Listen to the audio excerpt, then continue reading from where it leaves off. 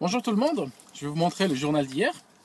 Alors, USA Today, ça parle de Monsieur Snowden et de la surveillance de la NSA. Maintenant que je viens de citer le mot NSA dans ma vidéo, je suis sûr que leur système va mettre cette vidéo de côté.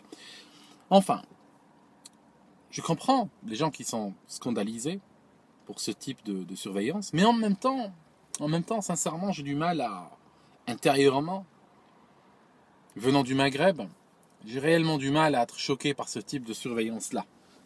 Parce que il faut savoir qu'on en a chez nous, c'est la NSA puissance 100. D'accord euh, Ici, la NSA revendique le droit de surveiller. Chez nous, chacun est le surveillant de l'autre. Et non pas seulement le surveillant, ça signifie que chez nous, le système de surveillance, il réclame le droit de surveiller, mais aussi le droit d'intervenir dans ta vie, par la force si nécessaire. Je vous donne des petits exemples. En Algérie, on a eu récemment des jeunes filles, leur identité a été contrôlée par la police, jusque-là rien à dire, ça peut arriver n'importe où, que des flics te demandent, pour des raisons légitimes, te demandent une carte d'identité, mais en plus de cela, les ont emmenés à l'hôpital pour les faire contrôler par le gynécologue pour savoir si elles étaient vierges. Ça signifie que si elles avaient eu dans leur vie des relations sexuelles. Hein? La NSA à côté, c'est rien. C'est rien. Chez nous, t'es adulte, d'accord? T'as plus de 18 ans, tu peux même avoir 50 ans. Tu pars avec ta femme, ta maîtresse, ta copine, ou juste une amie, à l'hôtel. L'hôtelier a le droit et le devoir de te demander un livret de famille ou un certificat de mariage, sinon il ne te loue pas. Par contre, tu peux tout à fait emmener un mec avec toi, n'est-ce pas? Si tu es homosexuel, tu peux tout à fait partir avec un mec. Personne ne va te poser de questions. Donc voilà ici une discrimination contre les hétérosexuels. Chez nous, tu es dans une voiture avec une femme, un flic a le droit de t'arrêter de demander le lien de parenté. C'est tout à fait extrajudiciaire. Il n'y a rien dans la loi algérienne qui... c'est un petit peu comme la NSA. Ça signifie la NSA, ça se fait de manière extrajudiciaire. Chez nous, c'est pareil. Il n'y a rien dans la loi algérienne qui considère que le flic ou l'État ou l'autre, ou peu importe, a un droit de regard sur la sexualité des autres. Pourtant, de facto, c'est comme ça que ça marche.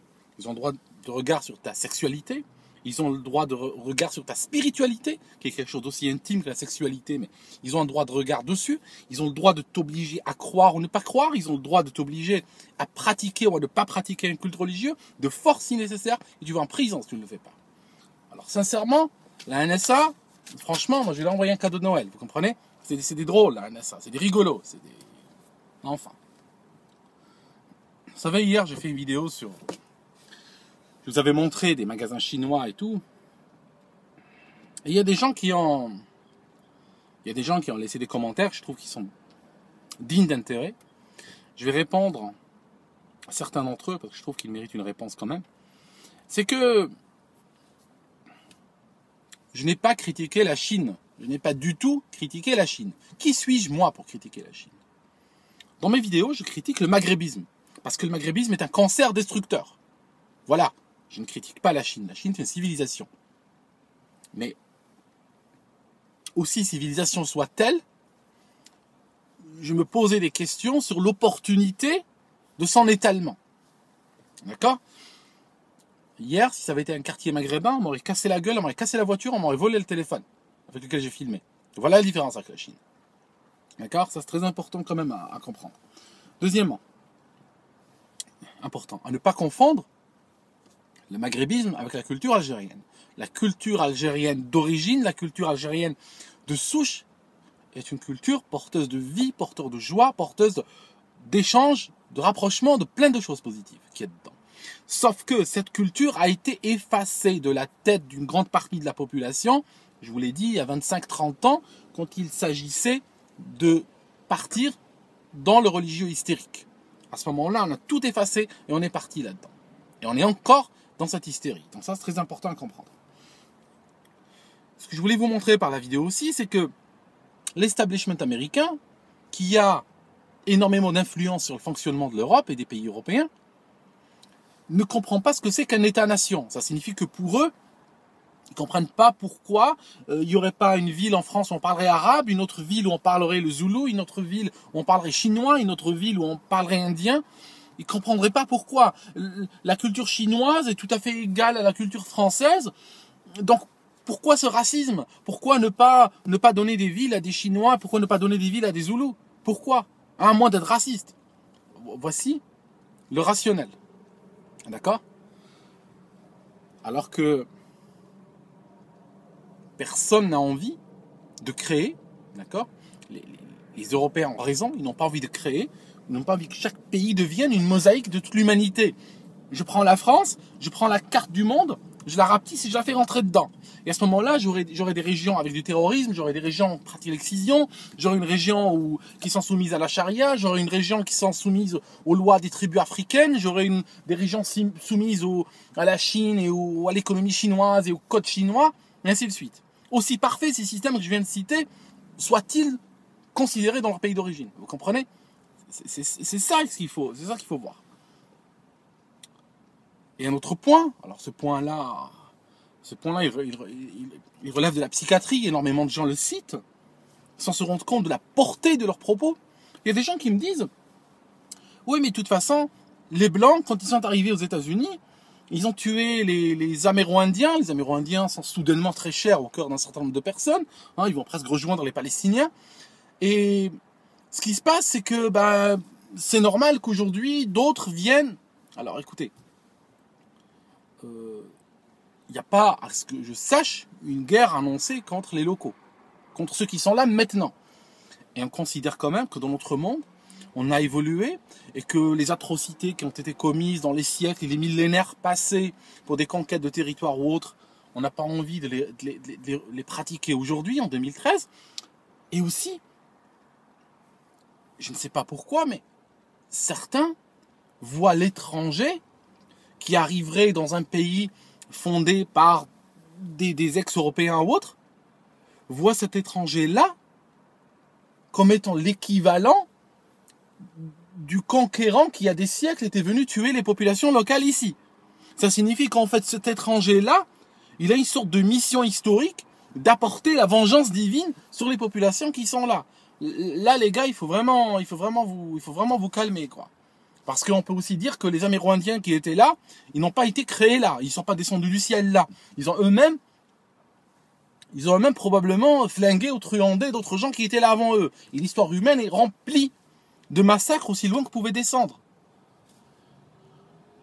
C'est quand même dingue. Enfin.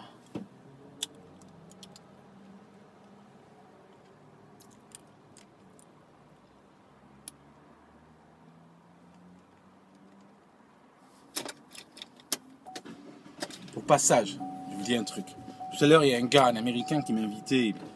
Je vais aller voir un client, puis il y a un gars qui m'a invité à une fête ce soir. Alors moi j'ai dit, vous fêtez quoi? C'est sympa, tu comprends? Moi il m'a invité à une fête. Tu vois, je suis à pratiquement 200 vidéos. Je réfléchis à ces thèmes tout le temps et regarde la naïveté qui est la mienne. Le mec, je lui dis, mais c'est quoi comme fête? Il me dit, oui, c'est une fête de fin d'année, c'est une fête de... Et puis, je sens qu'il est gêné. Alors, je le pousse un petit peu parce que j'ai senti qu'il avait du mal à me dire le nom de la fête. Puis, il m'a regardé à droite à gauche et il m'a dit, c'est Christmas. C'est Noël, mais il faut pas le dire parce que c'est pas correct. Parce que ça choque des gens. Je dis, écoute, mec, je vais te dire un truc. Je viens d'une famille musulmane, ok? D'accord? J'ai un nom arabe, tu le sais. Je lui ai dit, nous, on aime bien vous voir fêter Noël. Ça ne me choque pas, je ne revendique rien, je ne demande pas de ne pas fêter Noël, ok? Il me dit non, je crois que ça choque ceux qui sont athées, ça les choque, ils n'ont pas envie de voir de fêtes religieuses, ils veulent retirer la religion partout. Ah d'accord, ok. Hein? Pas pour moi, hein, donc fais pas pour moi. Franchement, je sais pas. Je vais vous dire une autre, tout à l'heure sur Facebook. Il y a un type, il a montré une gare en France où ils ont dit désolé, nous avons dû retirer la crèche de Noël qui était là depuis 10 ans, suite à une plainte d'un usager. Alors je me demande si c'est l'usager, d'accord, qui est le plus terrible dans l'affaire, ou si c'est les clowns qui sont plus terribles.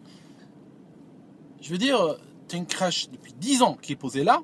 Sur 10 ans, il y en a un qui se plaint, il la retire. Alors ça la SNCF, c'est du service client où je me connais pas, quoi. Ils veulent tourner à moins de 0 plainte sur 10 ans.